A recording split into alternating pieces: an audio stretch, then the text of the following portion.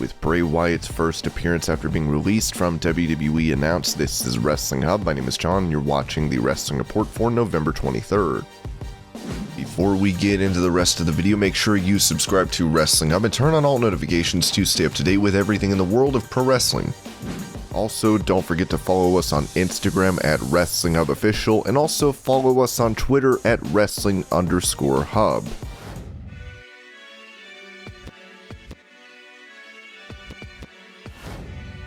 Following her being pulled from SummerSlam, Sasha Banks made a return at Extreme Rules and is back in her place as a top star in programming. On Kurt Angle's podcast, Sasha touched on her time in developmental, claiming the company wanted her to wrestle like a diva. It was really tough. Still, back then they didn't want us to train like the men. We were told to train like divas, and we didn't have any explanation to what that meant. They just came out and said, hey, no striking, no doing this, no doing that. We're like, okay, but we want to wrestle, we want to do it. But training was every single day, plus live events, plus setting up the ring, plus going to different towns and putting posters up so people could attend the shows. It was every single day sacrifice. I think maybe only Sunday I had off, and that wasn't even an off day because you had to recover mentally for what the next day was going to bring. With Survivor Series over, it seems Banks will be looking to take her shot at Charlotte Flair's SmackDown Women's title.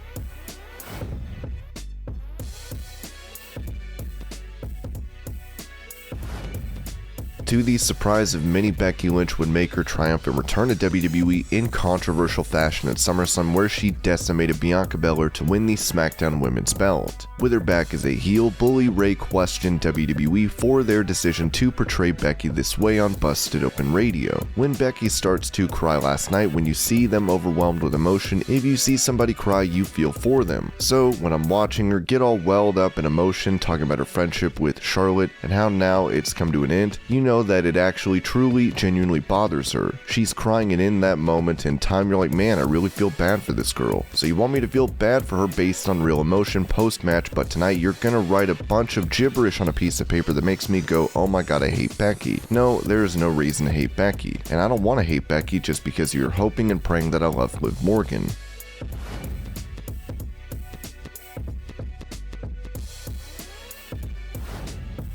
While some were expecting The Rock to appear at SummerSlam, all fans got was an advertisement for his Netflix movie Red Notice. F4W Online would report the original plan for The Rock to be at the pay-per-view. In July, I was told that the Brooklyn, New York pay-per-view would be centered around Johnson. Between heavily promoting his new Red Notice movie on Netflix, the 25th anniversary of his WWE debut that took place in New York City, NBC's renewal of Young Rock, and the second season of the Ruthless Aggression documentary series, the timing was perfect. In late September, the same source told me that Johnson would not be on Survivor Series due to his filming schedule and needing to quarantine for travel. However, there was still a financial obligation to continue with the plan for the movie promotion without Johnson, which is what we saw last night. The basic concept stayed the same, minus Johnson himself.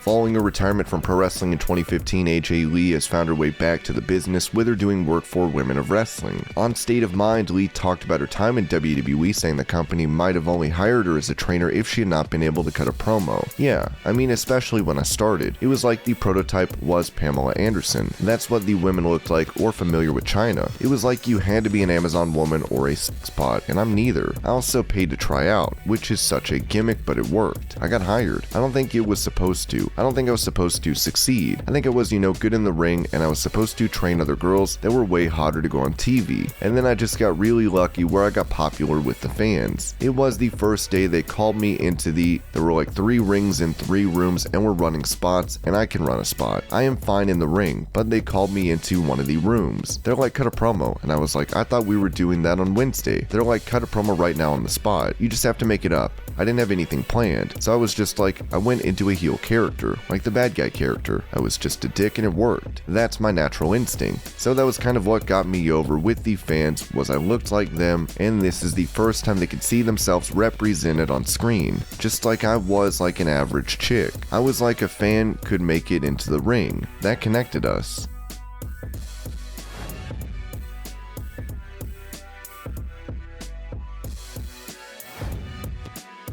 With Triple H still out of commission recovering from a heart procedure, Vince McMahon and Bruce Pritchard have taken charge of NXT. Many think Triple H has done a better job running that brand, as Kane said on the Doug Collins podcast, that he would be able to take WWE to greater heights if he had control of the company. You know, I don't know actually. I'm not close enough to the company to say that right now. I think as companies mature, you become more risk averse, because you want to keep what you have and you're afraid of losing that. Unfortunately, the downside is you become less aggressive and you don't have that growth just because of where you're at. I think you kind of see some of that, and that's not a criticism. That just is what it is. And that's the kind of life cycle of an organization. So a lot of stuff as Vince gets older, I think things will change for better or worse, I don't know. A lot of folks lament, especially some of the wrestlers, how the company's become much more corporate, but it had to. I mean, in this day and age, that's just how things work. So you see these natural changes and then you see a change in leadership. I don't know what's going to happen. Triple H, I think, has an amazing mind for the wrestling industry.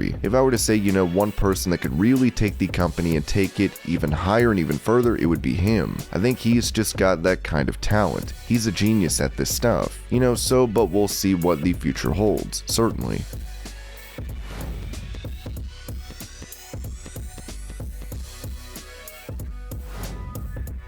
At Survivor Series in a champion versus champion bout, Becky Lynch was able to come out with a win against Charlotte Flair. Speaking with BT Sports, Seth Rollins was asked about Becky's relationship with Charlotte, as Rollins stated that their friendship has been coming apart for the past few years. I am not even able to relate to the experience she probably went through there tonight. It is one thing to go out and perform at a high level on a pay-per-view, having a near 1-year-old baby that you also have to take care of. But when you have fallen out with your best friend, and I can tell you legitimately that has been a process. It has been going on for years, and it really reached a boiling point recently, as all the reports have said, so there is nothing about going into this match that she was comfortable with. Rollins would also make clear during that interview that he intends to go after Big E's WWE title.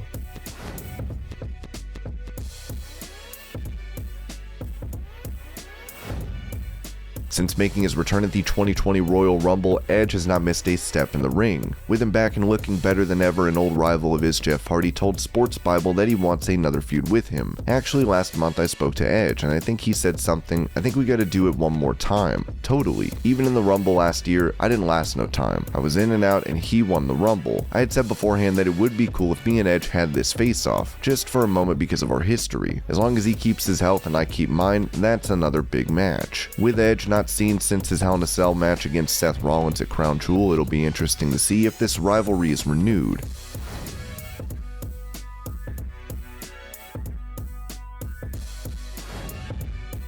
AJ Top Dollar Francis was thought of as a star by Vince McMahon according to reports, but he along with his Hit Row stablemates were all let go from WWE. On Busted Open Radio, Francis talked about the creative process within the company, saying craziest part of the creative process with us is that when we got called up to SmackDown, they said we want you to write promos for the Usos, the New Day, the Viking Raiders, the women's division for Brianna, and an introductory promo. The introductory promo that we did on SmackDown with our debut was the promo that we wrote that night when we wrote all 5 of those promos. But I bring it up because it was 2 o'clock in the morning and we were writing these promos. We record us saying the promo so we can send it to them, so that they can see what we are going to say and how we are going to say it, because sometimes you can see something on paper that doesn't translate the same way. You can't comprehend from the paper how it's going to come off. So we sent them the videos of us doing the promo so they can see it. They're like, wow, we love the work ethic. Nobody does anything like this. Nobody dedicates themselves to do things like this. Then like it's all for naught. So it's just wild to me.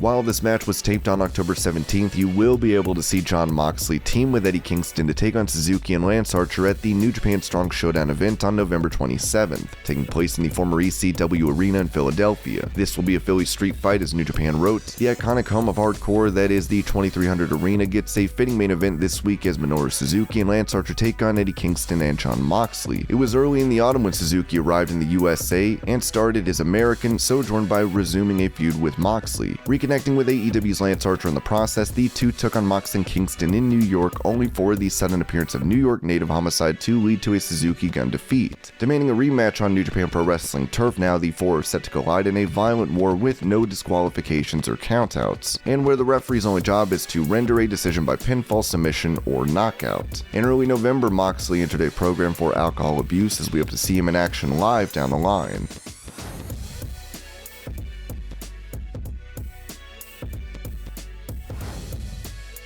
After a shocking release from WWE earlier this year, Bray Wyatt is now a free agent and is able to sign with another wrestling promotion. Now, it seems that he has an appearance set up as he will be in Dallas, Texas for WrestleCon.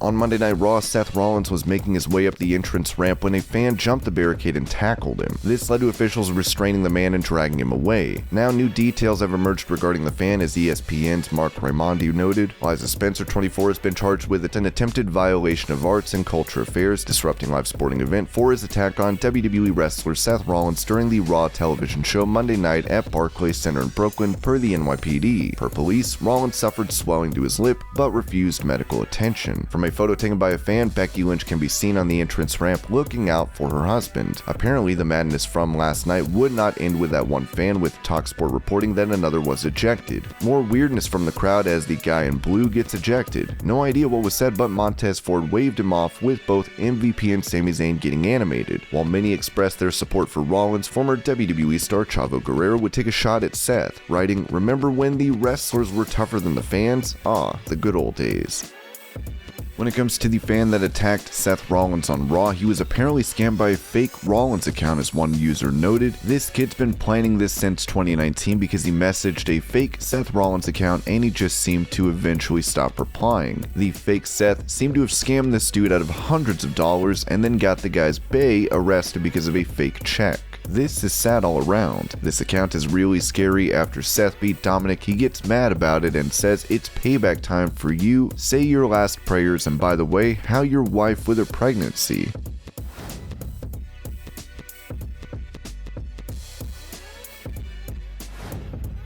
Good morning, guys. I'm out. That was me on WWE. I was booked from Goldberg and Vince McMahon, and I jumped over the barricade. I told Vince McMahon I had personal beef with Kobe Lopez. Vince McMahon did not tell Kobe I was gonna be there. And the personal beef is between me and Kobe, and he knows what he done. So related to the tribal chief, as the tribal chief's cousin, Royal 452, on Instagram, I did what I had to do. I made my family proud, because we are the ones. And WWE officials, I appreciate you for taking me off, Kobe Lopez, because you know what was about to happen. I did it for Rikishi. I did it for The Rock. I did it for all my tribal family. And I appreciate this message worldwide.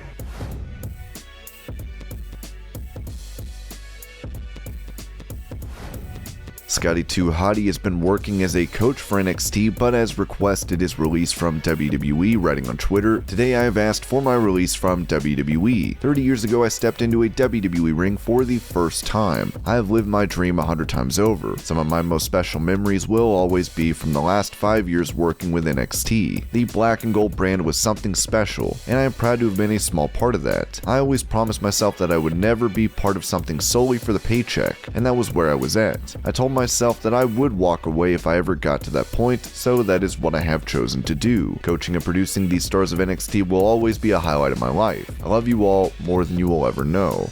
And this was your Pro Wrestling News Update. I hope you're all having a great day. Thank you so much for watching, and I'll see you later.